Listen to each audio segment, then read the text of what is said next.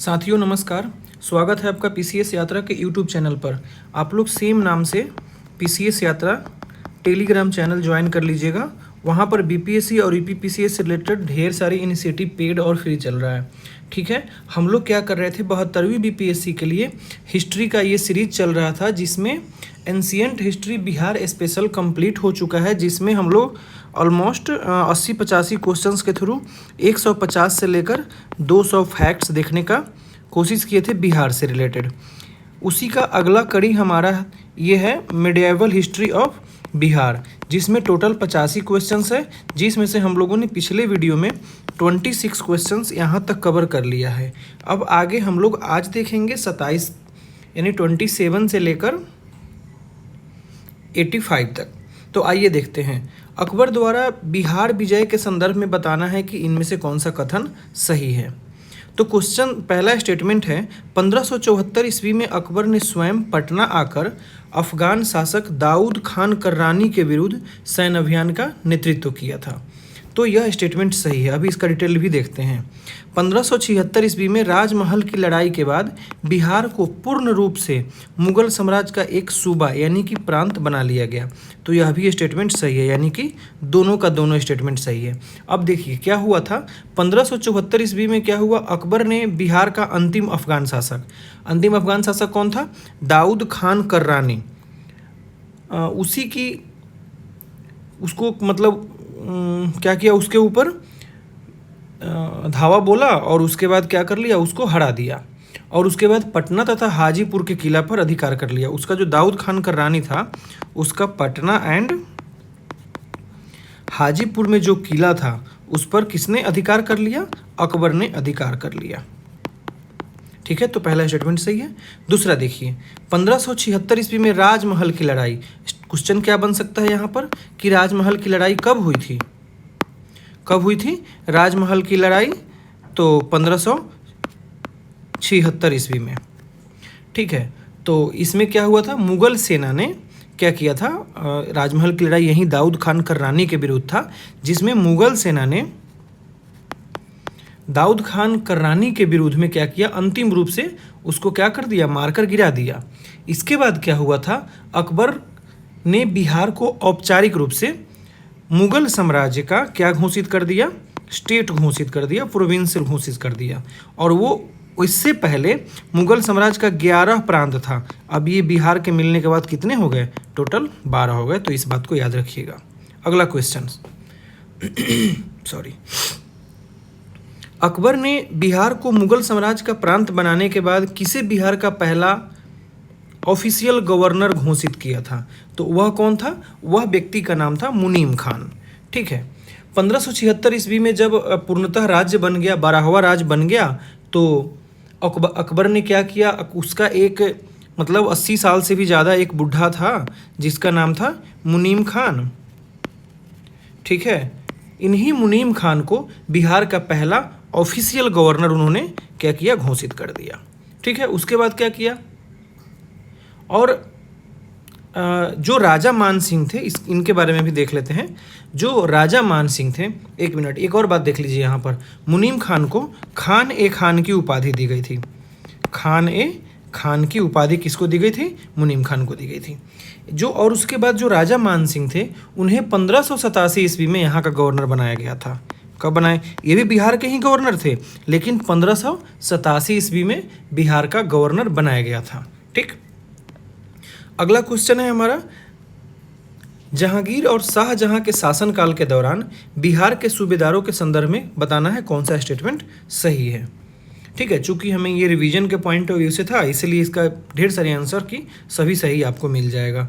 ऐसा क्वेश्चन इसीलिए बनाया गया। ठीक, फिर देखिए, शहजादा परवेज जहांगीर के काल में बिहार का सूबेदार बनने वाला प्रथम मुगल राजकुमार था। स्टेटमेंट सुनिए, शहजादा परवेज किसके में? जहांगीर के समय में बिहार का सूबेदार बनने वाला प्रथम मुगल राजकुमार। अभी हम लोगों ने देखा था वो मुनीम खान था, जो कि जहांगीर के समय में नहीं था, वो अकबर के समय में था। लेकिन शहजादा परवेज ये किसके समय में है?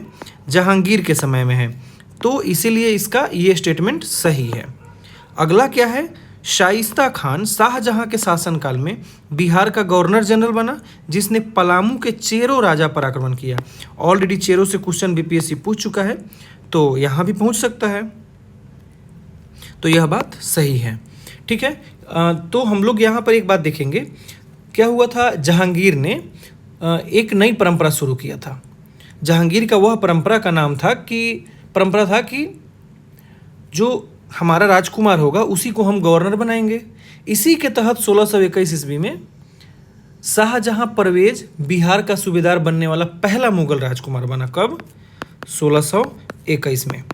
ठीक है, क्या हुआ था कि और इन्होंने पटना में पत्थर की मस्जिद, अभी पत्थर की मस्जिद कहाँ है, महेंद्रू से थोड़ा सा आगे है, तो पटना में पत्थर की मस्जिद का निर्माण करवाया था। किसने? तो ये भाई साहब शाहजादा परवेज ने। ठीक है, अब एक और अगर ऑप्शन में पूछ दे कि पत्थर की मस्जिद कहाँ है, तो पटना में सैफ खान की मस्जिद है, उसी के पास में पत्थर की मस्जिद है। दूसरा स्टेटमेंट तो ठीक है, मतलब इतना डिटेल में जाने की ज़रूरत नहीं है। चलिए आगे देखिए, मुगल काल के बिहार के संदर्भ में कौन सा कथन गलत है? और हम लोग ऑलरेडी जानते हैं, जहाँ पर असत्य पूछे पहले उसको एग्जाम में भी क्या कर लेना है, बॉक्स बनाकर छोड़ देना है, ताकि हमारा ध्यान उस वाले पे जाए। ठीक है, राजा मान सिंह के सूबेदारी काल में बिहार की राजधानी रोहतासगढ़ बनाई थी। क्या यह बात सही है? हाँ, जो राजा मान सिंह थे, जिनको 1500 कितना बनाया गया था, राजा मान सिंह को देखे थे ना हम लोग 1587 ईस्वी में, तो इनको ये रोहतासगढ़ इनके समय में बिहार की राजधानी थी। यह बात सही है। ठीक है, उसके बाद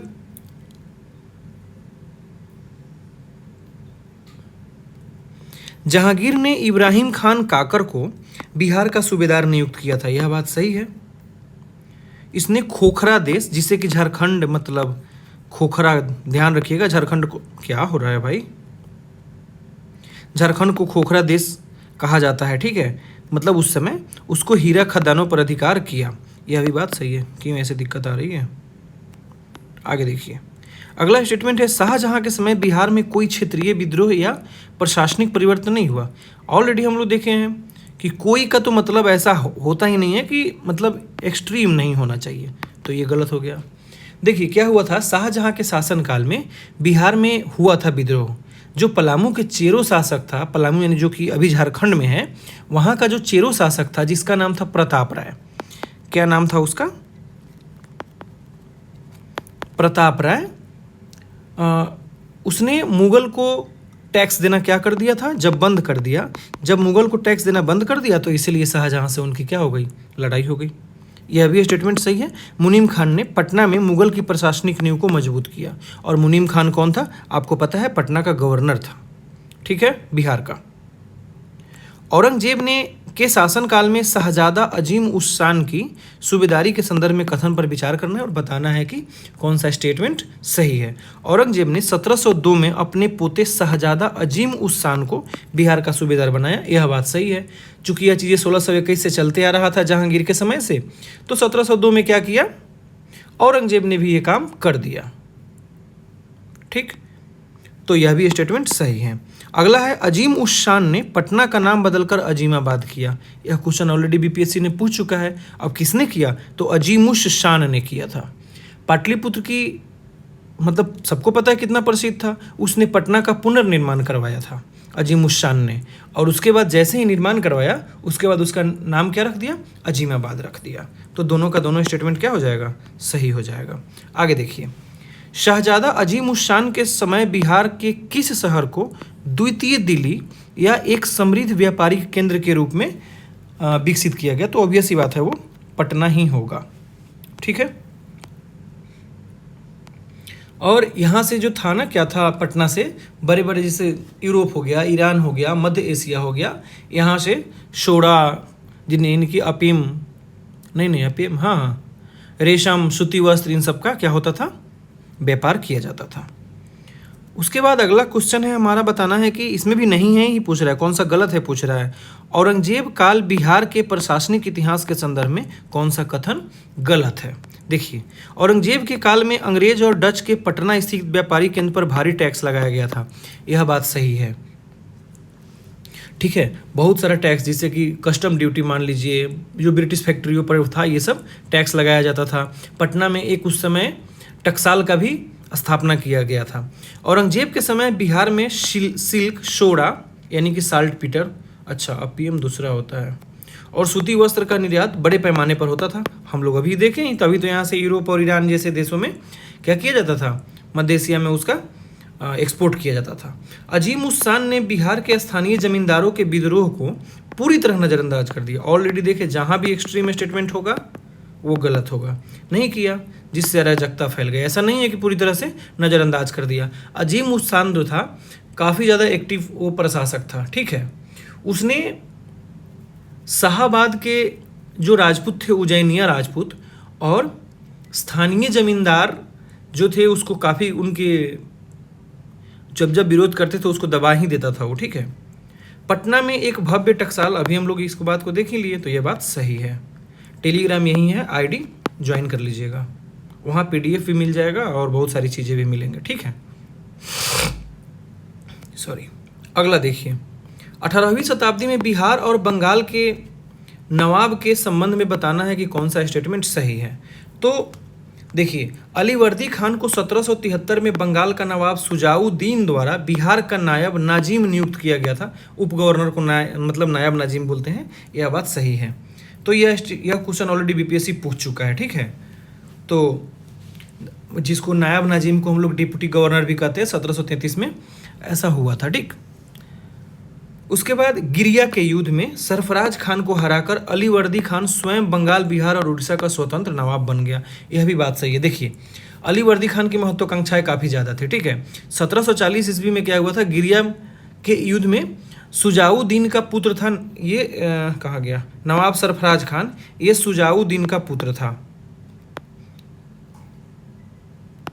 सुजाउद्दीन का पुत्र था, और यह काफ़ी अयोग्य था। उसको मार दिया, किसने मार दिया, अलीवर्दी खान ने मार दिया। उसके बाद दिल्ली के मुगल सम्राट को कुछ रिश्वत दिया, और उसके बाद बंगाल, बिहार और उड़ीसा का क्या बन गया, नवाब बन गया। ठीक है, तो दोनों का दोनों स्टेटमेंट सही होगा। अगला देखिए, बंगाल के नवाब सिराजुद्दौला के समय बिहार के किस उप नवाब या नायब नाजिम ने मुगल और अफगानों के आक्रमण से बिहार की सीमाओं की रक्षा किया था? उसका नाम क्या था? उसका नाम था राजा राम नारायण। यहाँ से भी बीपीएससी क्वेश्चन पूछ चुका है। देखिए क्या है ना, अलीवर्दी खान और सिराजुद्दौला के समय राजा राम नारायण पटना के काफ़ी प्रभावशाली नायब नाजिम थे, मतलब डेपुटी गवर्नर। ठीक है, वो थे, वो क्या थे कि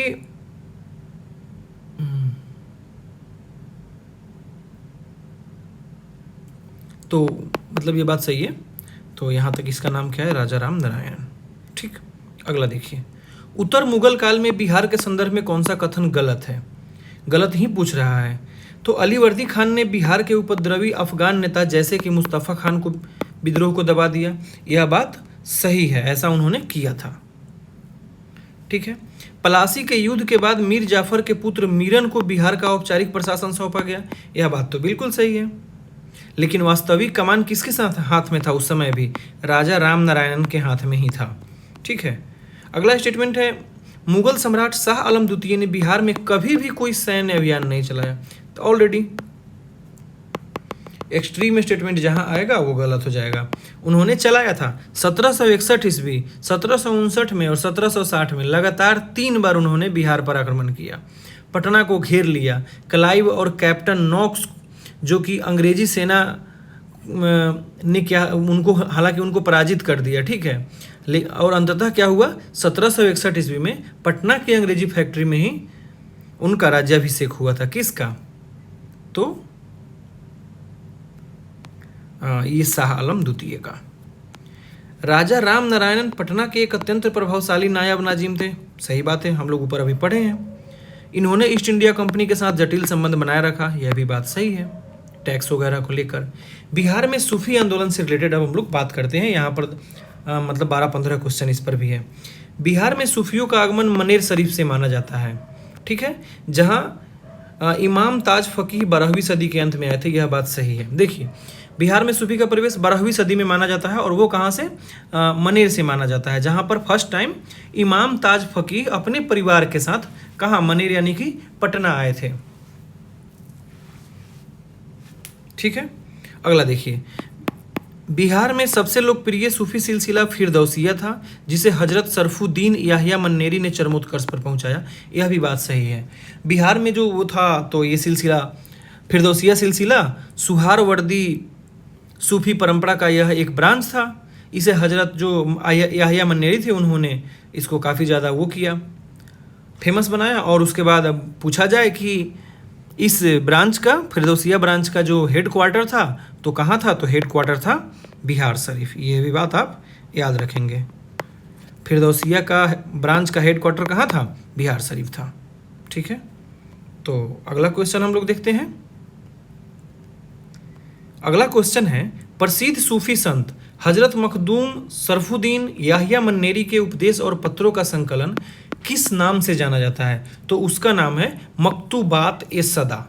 मकतूबात ए सदा क्या है, हजरत मन्नेरी द्वारा अपने शिष्य, जिसका नाम था काजी शमसुद्दीन, उसको उन्होंने 100 पत्रों का 100 पन्ना वाला ये क्या है, 100 पन्ना वाला एक संकलन है। इसमें क्या है, सूफी दर्शन, उनकी मोरालिटी, उनकी सोशल रिफॉर्म, रिलीजियस वगैरह बातों को यहाँ पर दिखाया गया है, तो यही उसका नाम है, ठीक है। आगे देख लेते हैं। अगला क्वेश्चन है हमारा, मध्यकालीन बिहार के धार्मिक और सांस्कृतिक इतिहास के संबंध में गलत कथन बताना है, ठीक है। तो चिश्ती और सुहारवर्दी सिलसिले का भी बिहार के कुछ क्षेत्रों में प्रभाव था, यह बात सही है। जो चिश्ती और सुहारवर्दी सिलसिला था, एक तो हम लोग फिरदौसिया देख लिए, सुहारवर्दी का वो सखा है फिरदौसिया, और चिश्ती और सुहारवर्दी इसका मतलब अगर देखा जाए तो हम इसको तिरहुत के जो मैथिली क्षेत्र है, दरभंगा वाला रीजन, वहाँ पर इसको देख सकते हैं, जिसको वहाँ का एक प्रसिद्ध कवि है विद्यापति, हिंदी लिटरेचर में ये पढ़ना भी है।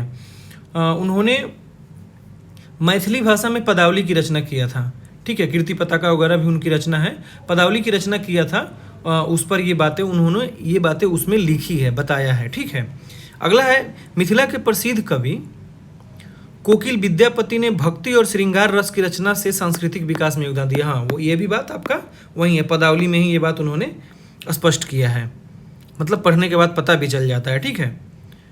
जैसे उसी में हम पढ़ेंगे शायद, कहत रटत नजट खींचत करके है, नैनन हूँ सो बात, ऐसे करके है कि मतलब नायक और नायिका आपस में बात कर लेते हैं, नैन मटक्का हो जाता है, तो ये वहाँ पर ये चीज़ें दिखाई गई है सूफी प्रभाव को। अगला स्टेटमेंट है, मध्यकालीन बिहार स्थापत्य कला में केवल मुगलों का प्रभाव था, स्थानीय स्थापत्य शैलियों का कोई अस्तित्व नहीं था। अब बताइए, जहाँ जहाँ हम लोग एक्सट्रीम स्टेटमेंट देखे हैं, सब सही गलत होते आया है ना, तो एग्जाम में भी ये चीज़ें लागू हो जाएगा आपका, ठीक है। तो यह बात आपका स्टेटमेंट गलत है। यहाँ सल्तनत शैली भी आप देखेंगे, मलिक बया का जो मकबरा है, या फिर सासाराम में जो अष्टकोणीय मकबरा है शेरशाह सूरी का, वो तो स्थानीय ही है कुल मिलाकर, इसे केवल हम मुगल की बात तो नहीं कर सकते हैं, ठीक है, इसलिए स्टेटमेंट गलत है। अगला है, बिहार शरीफ का मलिक बाया का मकबरा तुगलक स्थापत्य का उदाहरण है, सही बात है। अब यहाँ से क्वेश्चन क्या बन जाएगा, मलिक बाया का मकबरा कहाँ है, तो बिहार शरीफ में है, किस शैली में है, तो तुगलक स्थापत्य शैली में है, ठीक है। बात करते हैं अगला क्वेश्चन का। तो अगला क्वेश्चन है हमारा, 1580 ईस्वी में अकबर के विरुद्ध बिहार और बंगाल के मुस्लिम धर्मगुरुओं ने जो फतवा जारी किया था, उसमें बिहार के किस काजी ने मुख्य भूमिका निभाई थी, तो उस काजी का नाम था मुल्ला मोहम्मद यजदी। क्या नाम था, मुल्ला मोहम्मद यजदी। क्या हुआ ना, जब अकबर ने अपनी उदार धार्मिक नीति का नाम क्या था, दीन इलाही, और सूफी सिद्धांत को बढ़ावा देना शुरू किया था, उस समय ये जो उलेमा, इनको हम लोग क्या कहते हैं, उलेमा कहते हैं इन धर्मगुरुओं को, तो इनकी मतलब गुस्सा चरमों पर आ गई। फिर 1580 ईस्वी में क्या हुआ, पटना के काजी थे, उनका नाम था मुल्ला मोहम्मद यजदी, उन्होंने क्या किया, अकबर के खिलाफ विद्रोह कर दिया और एक फतवा जारी किया, जिसके कारण बंगाल बिहार के जो इलाका था उन सब में मुगलों के खिलाफ इन लोगों का विद्रोह फैल गया था। तो ये बात आप याद रखेंगे, ठीक है। अगला क्वेश्चन है हमारा, औरंगजेब के समय बिहार के किस क्षेत्र में भीषण अकालों का विवरण अंग्रेजी यात्री जॉन मार्शल के पत्र में मिलता है? यह बात बहुत ही इंपॉर्टेंट क्वेश्चन है। तो यह होगा पटना और भागलपुर। क्या हुआ था 1670 और 71 ईस्वी में औरंगजेब के शासनकाल में क्या हुआ था, बिहार में एक विनाशकारी अकाल पड़ा था। इसको हम लोग पढ़ते भी हैं, ठीक है। बिहार बंगाल में अकाल आया था उस समय। ईस्ट इंडिया कंपनी के कर्मचारी थे जिसका नाम था जॉन मार्शल। उन्होंने एक पत्र या फिर यूँ कहें तो डायरी लिखा जिसमें पटना और भागलपुर की सड़कों पर हजारों लोग भूखे मरे पड़े हुए थे। मतलब पटना और भागलपुर की सड़कों पर हजारों, 10-15 हज़ार इतने लोग भूखे मरे पड़े थे कि अनाज की भारी किल्लत हो गई थी उस समय। और उसका चर्चा उन्होंने किसने किया है? जॉन मार्शल ने किया है। मुगल सम्राट फर्रुखसियार ने अपना औपचारिक राज्याभिषेक 1713 में किस शहर में करवाया था? तो वह पटना में था, ठीक है। तो ये था कि फर्रुखसियार पहला ऐसा मुगल सम्राट था, वैल्यू एडेड चीज़ें देख लीजिए, वैल्यू एडेड है ये। फर्रुखसियार पहला ऐसा मुगल सम्राट था जिसने दिल्ली या आगरा के बाहर, सारे मुगल सम्राट या तो दिल्ली में अपना राज्याभिषेक करवाया है या फिर आगरा में करवाया है, और भी करवाया है, लेकिन ये पहला ऐसा फर्रुखसियार थे जो पटना में 1713 में, और ईयर मंथ पूछे तो जनवरी में क्या किया था, उन्होंने अपना राज्याभिषेक करवाया था। अब अगर क्वेश्चन यहाँ पर बनता है कि किसको हराया था उन्होंने, तो उन्होंने अब्दुल्लाह खान और हुसैन अली खान, दो सैयद बंधु इसको हम लोग इनको बोलते हैं, उनकी मदद से क्या किया था, जहांदार शाह को हराया था। किसको हराया था? जहांदार शाह को हराया था। किसकी मदद से? सैयद बंधु की मदद से। सैयद बंधु में जो थे उनका नाम था, क्या नाम था उनका? अब्दुल्लाह खान और हुसैन अली खान। तो ये नाम बहुत ज़्यादा इंपॉर्टेंट नहीं है, लेकिन ध्यान रखिएगा। बिहार के किस जिले में प्रसिद्ध मनेर शरीफ दरगाह स्थित है? तो यह कुल मिलाकर पटना में है आपका, ठीक है। जहाँ शाह दौलत का मकबरा है वहाँ पर, यहाँ क्वेश्चन देख लीजिए, मनेर शरीफ कहाँ है? तो पटना में है। वहाँ पर किसका दरगाह है? तो शाह दौलत का मकबरा है। सबसे पहले कौन आया था वहाँ पर? याहिया मनेरी जी आए थे। ये किस शाखा से थे? तो ये फिरदौसी से थे। फिरदौसी किसका भाग है? तो सुहारवर्दी का भाग है, इसको याद रखना है। फिरदौसी का हेडक्वार्टर कहाँ था? तो बिहार शरीफ में था। देखिए कितना क्वेश्चन, ऐसे ही क्वेश्चन बनता है। कैसे? सुहारवर्दी एक इसका डिपार्टमेंट है फिरदौसी, इसका हेडक्वार्टर है कहाँ? बिहार शरीफ था, अभी नहीं है। और जो याहिया मनेरी थे वो पटना में सर्वप्रथम क्या आए थे? सपरिवार आए थे, पूरे परिवार के साथ। फिर उसके बाद वो वहाँ से फिरदौसी डिपार्टमेंट को काफ़ी ज़्यादा आगे मिथिला वगैरह क्षेत्र में फैलाने का काम किया था। तो हम लोग अब अगला क्वेश्चन देखेंगे। मध्यकालीन बिहार के इतिहास को जानने के लिए मखजन ए अफगानी के लेखक कौन है? तो मखजन क्या है? मखजन ए अफगानी के लेखक है मेरे भाई, उसका नाम है नियामतुल्लाह। मखजन ए अफगानी, जिसको हम लोग बोलते हैं तारीख ए, उसका एक और नाम है तारीख ए खान, बहुत खराब नाम है भाई, जहानी एंड मखजन ए अफगानी। इसकी रचना किसने किया था? नियामतुल्लाह हरवी, इसका पूरा नाम था नियामतुल्लाह हरवी, इसने किया था। इसमें खासकर जो चीज़ें बताई गई है वह लोदी वंश और सूर्यवंश कि जो अफगान शासक की उत्पत्ति बिहार से रिलेट करके पॉलिटिकल बातें यहाँ पर बताई गई है। अगला क्वेश्चन है हमारा पाल वंश के संदर्भ में है कि उसका पाल वंश के किस शासक के काल में गया में विष्णुपद मंदिर का प्रांगण में एक अभिलेख उत्कीर्ण किया गया था? ये क्वेश्चन 17वीं में पूछा था कि विष्णुपद मंदिर कहाँ है। तो इसका आंसर हो जाएगा आपका महीपाल, ठीक है। ये कुछ हो गया होगा, महीपाल है, ठीक है।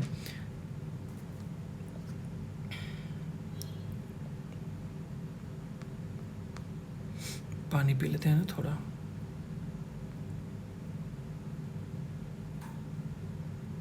चलिए, तो पाल वंश के पुनरुद्धारक माने जाते हैं महीपाल प्रथम। उसके शासनकाल के 5वें वर्ष में गया में जो विष्णुपद मंदिर है फल्गु नदी के तट पर, वहां पर एक शिलालेख उन्होंने उत्कीर्ण करवाया था। यह जो शिलालेख है इस बात का प्रमाण है कि जो पाल शासक थे बौद्ध होते हुए भी हिंदू धर्म के संरक्षण प्रदान करते थे। हम लोग ये बात ऑलरेडी कल देखे थे। ये बौद्ध के संरक्षक थे, बौद्ध धर्म के अनुयायी तो थे ही, लेकिन हिंदू मंदिरों में भी कितने ज़्यादा दान वगैरह दिए हैं। ऑलरेडी हम लोग ये देख सकते हैं विष्णुपद मंदिर के, वहाँ पर इन्होंने ऐसा काम करवाया है। ठीक है, अगला क्वेश्चन है हमारा, बख्तियार खिलजी के बिहार अभियान के बारे में कौन सा कथन गलत है? उसने उदंतपुरी विश्वविद्यालय को नष्ट किया, सही है। उसने लखनऊती को अपना राजधानी बनाया, यह भी बात सही है। उसने उदंतपुरी जो नालंदा को नष्ट किया था। बंगाल विजय के बाद लखनऊती जो कि गौड़ प्रदेश है उसको अपना राजधानी बनाया था।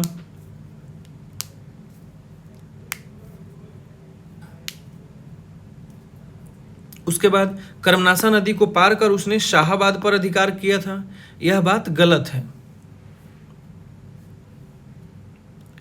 वो उन्होंने शाहाबाद पर आक्रमण तो किया, विजय भी किया उस पर, शाहाबाद पर उन्होंने कर्मनासा मतलब ये सब चीज़ें किया था, आक्रमण किया था, लेकिन कर्मनासा नदी के रास्ते नहीं। उसने मिर्जापुर हो गया, चुनार, उन जंगल के रास्ते आया था और मनेर होते हुए। ठीक है, तो यह बात याद रखिएगा, यह कर्मनासा नहीं, चुनार, मिर्जापुर ये सब वाराणसी के आसपास का क्षेत्र है। उसकी हत्या उसके ही एक अधिकारी अली मर्दान खिलजी ने किया था, यह भी बात सही है। अगला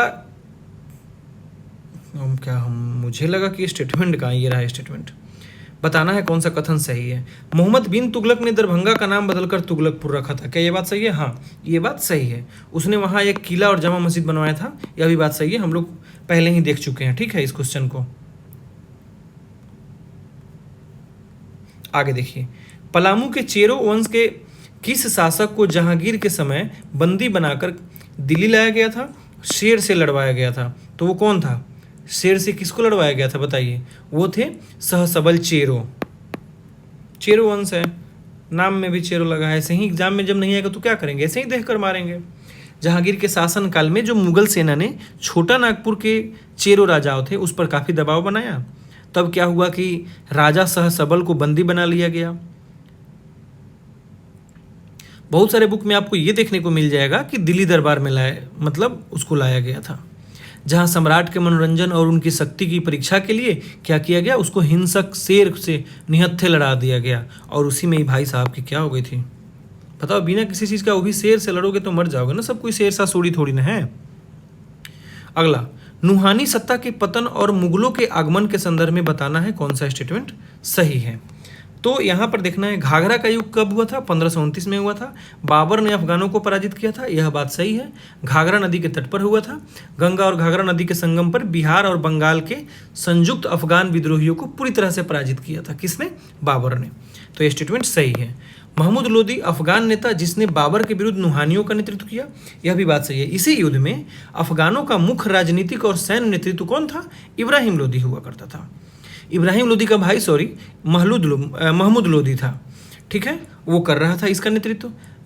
तो यही बात, ये भी दोनों के दोनों स्टेटमेंट सही है। अगला देखिए, शेर शाह सूरी ने बंगाल के नवाब महमूद शाह को 1538 ईस्वी में किस स्थान पर करारी शिकस्त दिया था? तो वो कुल मिलाकर आपका स्थान था राजमहल दर्रा तेलियागढ़ी। तो ये बस इतना ही याद रखना है, 1538 नवाब महमूद शाह, शेर शाह सूरी, ये सब चीज़ें तेलियागढ़ी याद रखना है।